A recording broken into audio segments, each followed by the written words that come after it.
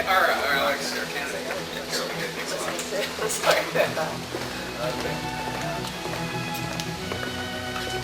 Hello, Alex. How you doing, sir? Good to see you. Good, good. Here's our Alex, our candidate. How are you?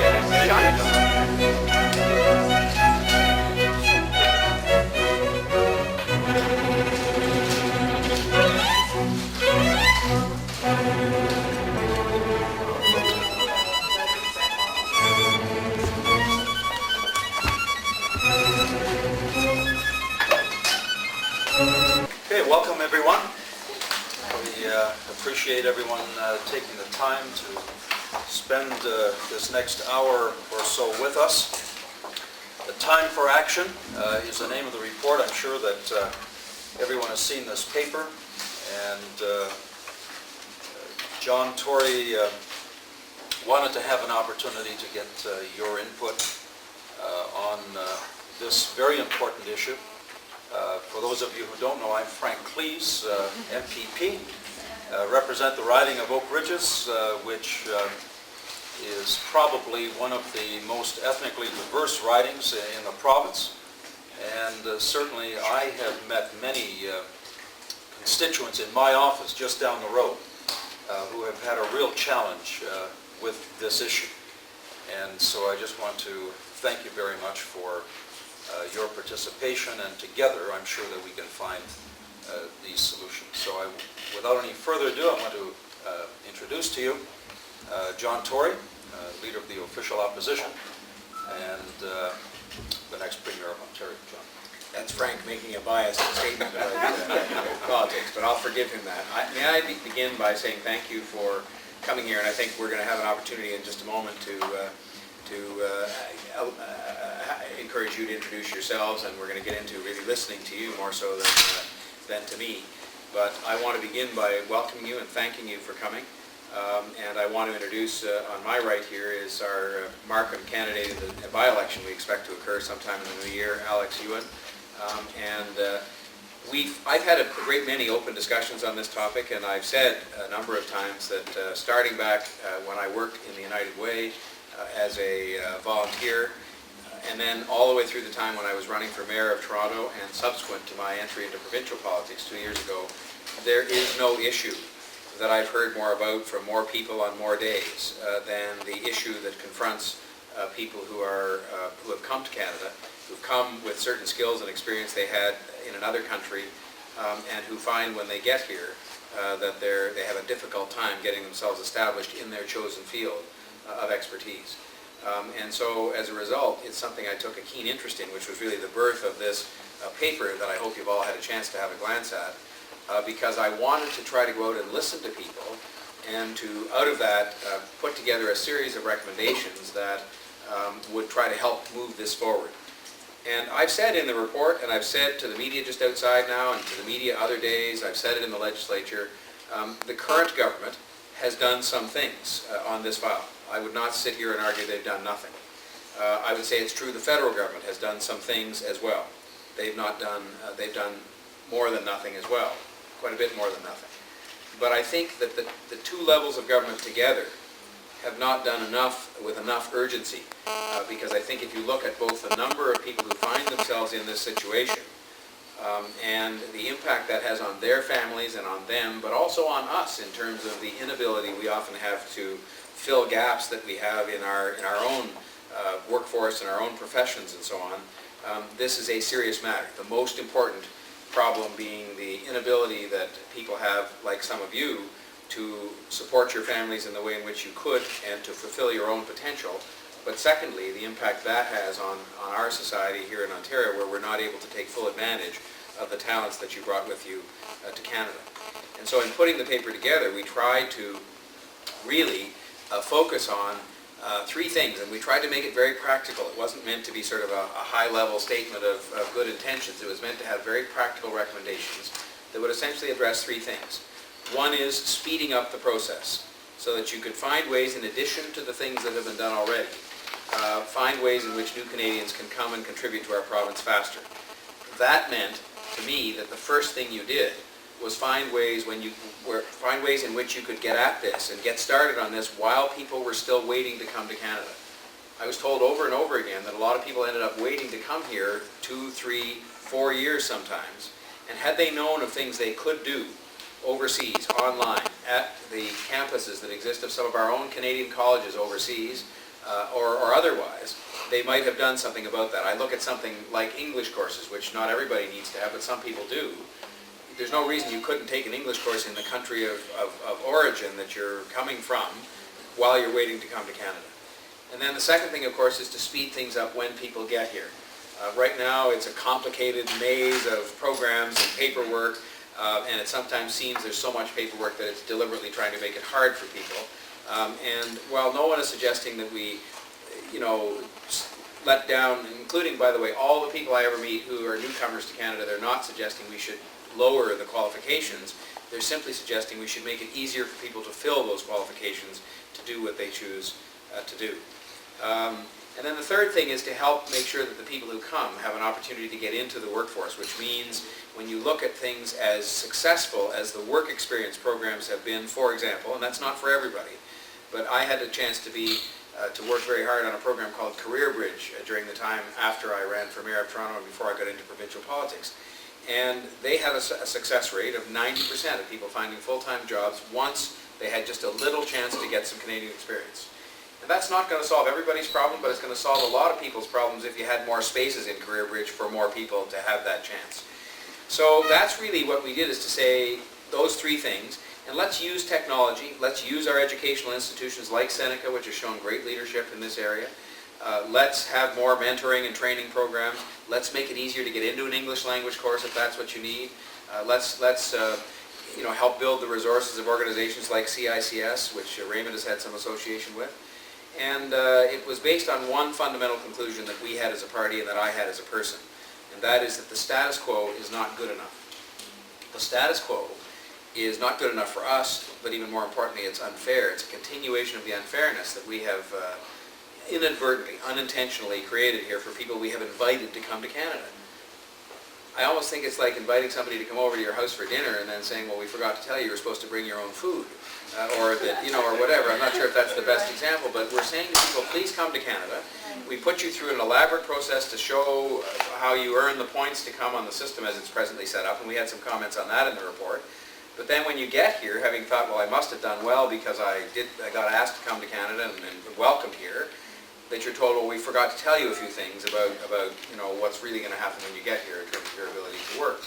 And I just think we have to do better than that. We can't just accept this is going to be a permanent fact of life where people are going to be here for long periods of time and keep coming here without that. So thank you for coming again. I hope that some of you will tell your story today, and maybe that it isn't a means of having to make you tell it again, because I'm sure many of you have told it many times, but tell it because it will help us, Frank, myself, Alex, to learn better about how we could do an even better report. Because the fact we've written this down and printed it now doesn't mean it's perfect. It means it's some of the best thinking we could come up with as of the time we printed it a week or so ago. But I'm quite willing to add to the thinking and make it better and advocate things you might tell us today could be done in addition to what's in here based on your own personal experience. Some of you have been through it, some of you are professionals that help others, and so we're here to listen. Thank you. I'm the president of Toronto Chinese Community Service Association, which I've been around for 33 years already. Well, we work almost the same as CICS, but we, on our own side, we trying to implement all these programs the government have, and a lot of times we find problems with the way that it's supposed to be implemented into the new immigrant society. Like the ESL or link classes, which I find that most of the time is wasting a lot of government money, helping not too much in the system. So the reason that I am here today, I would really love to bring that out and then see if the government can, in a way, changing the whole program to suit the need of the immigrant instead of, just wasting our money from our own pocket. It's our money too. Yes, in sciences, I have more than 10 years global experience. I worked mainly in Europe and Middle East, and then when I applied it, they sent me from the Ottawa the letters recognizing my old degree and certificate. They say everything is fine. When I come over here, I find all of the opposite. And for this Patricia? I'm Valerie Seeley. I'm with Seneca College, specifically with the Reemployment Services for International Professionals program. And that's such a mouthful, we call it the RECIP program. The RECIP program's been around since 1992. And we work specifically with the internationally trained. In reading the report, I was seeing all the barriers and so on, and those are realities that we see day to day. So anything that can make things better, or any suggestions, any recommendations, we're always interested in, and that's why I'm here. Well, I I am Allison James, and I'm with the same program, Seneca College. And I have been working with internationally trained for the past 10 years. And I am, glad to be here to share my views with you, and I hope that we can make a valuable, contribution to your process. Yes, please. I'm a job searcher. Today I come here just to share why I don't have a job. So someone immediately come here, share my experience why I can't find a job. This is why I come here. Thank you for that. Thank you. Hi, my name is Lucy. I have been in Canada for 5 years. So far, my family is very well, but I know a lot of stories. My friends and my neighbors, they are professional in their country, but they do surviving job here. And I have been here attend a lot of English class, Link ESL, but for this class, I come the ELT, the ELT is funded by the CPAC, CSCS, and ACCE. For 5 years, I heard this program is only once, and I attend that course. So I think maybe we need more this kind of course, especially for the professional. Thank you. I come from China. I just come here about half a year. And before coming to Canada, I had been working as an electronic engineer for about 10 years. And I also worked as a business development manager in big companies for about 10 years. So I totally have about 20 years working experience in China. But when I come to here, I just want to try to find some job which are related to my background, technical background or business background. But here I just find it's difficult to make this job achieved. For example, in here, normally for professional engineer should be assessment by PEO, PEO, Professional Engineer Ontario. So usually this process is very long and very complex. Usually they do have a formal test maybe twice 1 year. But assessment before your application and the take test, you will take a long time to get assessment. I think this is very too long cycle time. So I just want to know if there is a data program to improve this assessment cycle times to let people, help people to get their professional engineering technology as soon as possible. And my second question is, more and more professional people come to here because job marketing is very limited for every people. So most of people begin to consider about to set up their own business, small business in here. But I just want to know if there is more plan to support these people to get their small business set up more effectively, more efficiently, and successful, improve their successful ratio. So this 8 years ago. 8 years ago, I applied for the exam. I was ready to give the exam. They told me that after giving exam, there is no guarantee that I will find a residency over here. So that was my problem. So I quitted there because at that time I had to support my family. So I did something else. I'm working related to my field, close to my field, but not as a doctor. Now I'm giving exam for the States because I found that in States it's much easier to get the residency there. But I was reading in your paper, it's really, I'm glad to see that there are some things there being offered, like you're giving some importance to IMG programs and the various doctor assistant programs are being offering in some, in some universities or something. So it's glad, I'm really happy about this thing. Educated partly in Pakistan, partly in US and UK. Incidentally, most of my work experience comes from Pakistan, although I've been internationally exposed very well, working with some multinational companies for about 12 years, such as GSK, Commercial Union Life from UK. As she has very interestingly put herself, a job searcher, so I've been reduced to a job searcher. I used to be a marketing planning professional, and for the last year and a half, I've been in the quest to find myself in a appropriate position. Quite unsuccessful so far. Although I'm working, I have a survival job. I'm studying on the phone, but that is about it. And nothing has been. I've not been able to progress things over this 1.5 years, anywhere beyond what I'm doing right now. Interestingly, I was interviewing with a good name company, an international company here in Canada, and that was also for a call center agent, because apparently that was a better environment I could get into, and perhaps progress in the company as well, because it was a bigger company. And after the first interview, what I came to know, after going through a series of online things and everything else, and the phone interview, the thing that I came to know was you're too qualified for this position, and you would breeze through everything very quickly, and you'll be bored, and then you look strange. And I didn't have an answer to that, except for the fact that I want to progress in this company. It is a big company, and I'm sure there are ample avenues for me to progress in better positions here. But yet that wasn't recognized.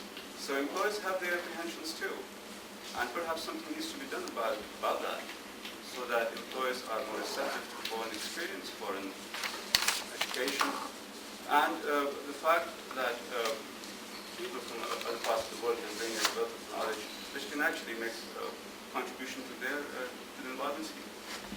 I myself is a skilled immigrant. I came to Canada for 7 years already. I recently graduated from the University of Toronto. I studied here, worked here, and lived here for 7 years. So I have experience, and I want to share my experience and my opinion of how we feel about here. And especially recently, I just completed a kind of research paper on skilled immigrants. And I interviewed 25 immigrants here, and how they face the challenges and problems, and why these problems come from. I found there are 3 points we can improve. First is there's a gap between the skills valued by the immigration officers in overseas and the skills valued by the local employees here. So we have to fill the gap, and how we can cooperate with federal government to make them know how what we need skilled people and why we need that, what kind of skill we want, and then take the link program, but their kind of language skills they need to improve, because there's only basic trainings. They need training for the business communication and the professional specific language training. And then the third is, I think international students could be a very good source of skilled immigrants here, because if we just let them go, it's kind of waste the human capital we have to use here, because they already get professionals here, education skills, and the language skills here. That's part of my research findings I want to share with I should say, I think the first two things, when you have a chance to look at the report, we have found the same thing and talked to people that you did, because both of those things we mentioned in the report as being things that we heard from lots of other people, so I'm glad. The third one, I don't think we do mention to the same extent, but it's a very, very good point. As a past president of CICS, I have a great concern of all the immigrants coming to Canada. CICS has been serving the community and immigrants for over 38 years. CICS has a first hand on all the difficulty of all the immigrants. In general, skilled immigrants face 3 challenges. First, their educational qualification, skills, and past work experience cannot be recognized by Canadian employer. Second, as the research showed, Chinese immigrant level of English proficiency were lower than other immigrants. Language barrier prevent them from actively participating in the labor market. Thirdly, the lack of knowledge about Canadian job market. I think Mr. Tory is doing a very good job on providing such a program there. As the knowledge about how to set up small business. This initiative was welcomed by thousands of audience. I hope that lectures would be held at a regular basis and benefit more immigrant and newcomers. CICS has also set up the Employment Language Mentoring program, which provides employment-specific language training for professionals. So far, about 150 persons complete the training, and 35% of them already found jobs in their own professionals. Others are in the process of job searching, however, with more confidence and skills. For this purpose, I have 3 policies proposals. The immigrant settlement funding recently transferred from the provincial government to from federal government to the provincial government. It doesn't cover English language training and the employment service. I hope these important areas to be covered by the settlement funding as well and receive more attention of the government. I definitely support the Bill 124, which is a great policy measure. However, we have many things to do to improve this implement. For example, the government can subsidize companies in private sector to hire foreign training professionals. There's no other way of these people to have local experience unless they are hired by employers. Another thing is from the perspective of CICS. It is very difficult to negotiate with many companies to hire professionals who already complete the training of the ELM program. Because CICS is a community-based association, I wish that the government would offer us more support to build strong working relations with local companies. I believe working in a partnership, we can substantially improve the service to skilled immigrants who choose Ontario as their new home. And our economy can benefit from the variable skills and human capital possessed by the new immigrants. Thank you. I applied for the job, looking for the job. I mean, initially when I applied for the immigration, the RTO asked me to send your copy of the degrees and the qualification and everything. And I sent it. And they sent me the pink sheet that says all is good and everything is recognized in Canada. When I came here, when I applied for the job for my field and expertise, which I have the management and construction experience, everybody says you don't have Canadian experience. Simple answer. Simple answer that you don't have Canadian experience. What could we be doing here? We've said a number of things that we think could be done from here or over there to both better inform people and then to help them rectify anything that exists in terms of a gap between what we expect here and what they think they have. You got some ideas? Well, I think, something that you mentioned in the paper was creating some sort of awareness prior to arrival. I think that's really important. And getting the most reliable information, whether it be from the regulatory body or whomever, but, the truth, because I get a lot of internationally trained coming in and saying, we didn't get the truth.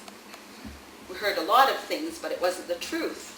So to go to the most reliable source and, hopefully with Bill 124, things will change and that will make the process somewhat easier. However, I do feel that I need to comment on something, and that's saying, in my experience, I really feel that one of the biggest challenges for internationally trained is for us to educate the employers. I don't think we have the total buy-in that, international experience is equal, that international experience is as valuable as we know that it is. And I think that's a huge piece, is getting the employers. And a lot of it is education. If you think of 2 examples, if you think about engineers, for example, and there's a couple here, if you say, well, you're driving on a bridge, or you're walking into a building, or you're doing a variety of things that involve engineers having built structures in Europe or in Asia, are you thinking that somehow those people, you're not trusting the buildings they built and so on, they did it? Or if you get sick when you're overseas yourself and you get somebody to operate on you, I mean, it's a doctor who's going to operate, and they're operating on other people doing the same thing every day.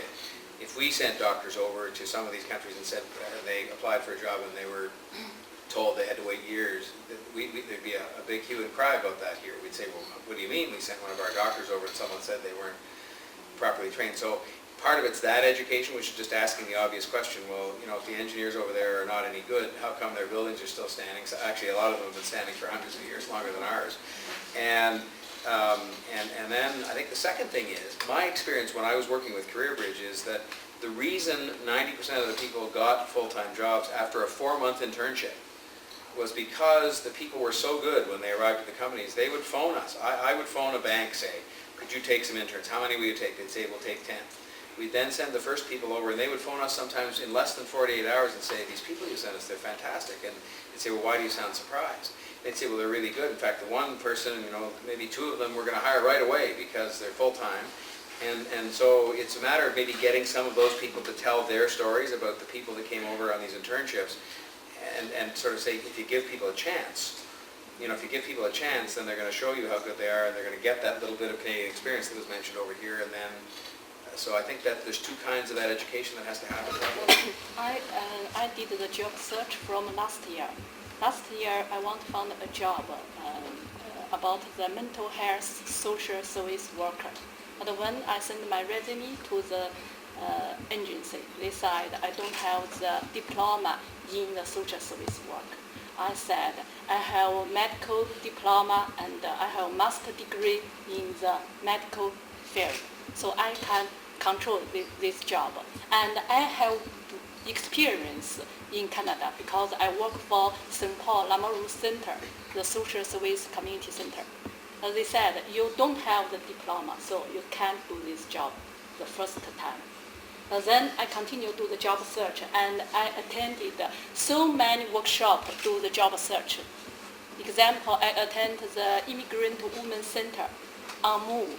They help the woman find a job. But when I did 3 months later, I can't find a job.